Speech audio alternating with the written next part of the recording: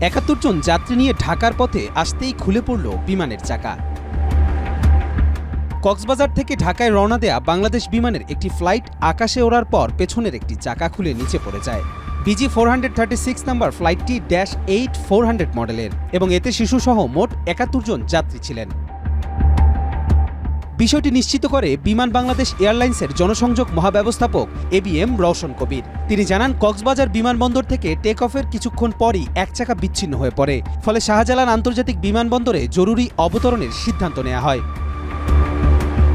ঢাকায় অবতরণের জন্য প্রস্তুত রাখা হয়েছে বিশেষ ইঞ্জিনিয়ারিং দল ও উদ্ধার ইউনিট। বিমানবন্দর কর্তৃপক্ষ সূত্রে জানা গেছে, বিমানের গতিবিধি নজরে রাখতে রাডার পর্যবেক্ষণ জোরদার করা হয়েছে এবং রানওয়ের পাশে বিশেষ প্রস্তুতি নেওয়া হয়েছে।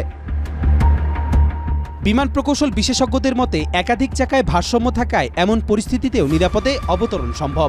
ফ্লাইটটি এখন ঢাকার আকাশে ঘুরছে এবং যে কোনো মুহূর্তে অবতরণ করতে পারে। ঘটনার পর যাত্রীদের নিরাপত্তা নিশ্চিতে সর্বোচ্চ সতর্কতা গ্রহণ করা হয়েছে।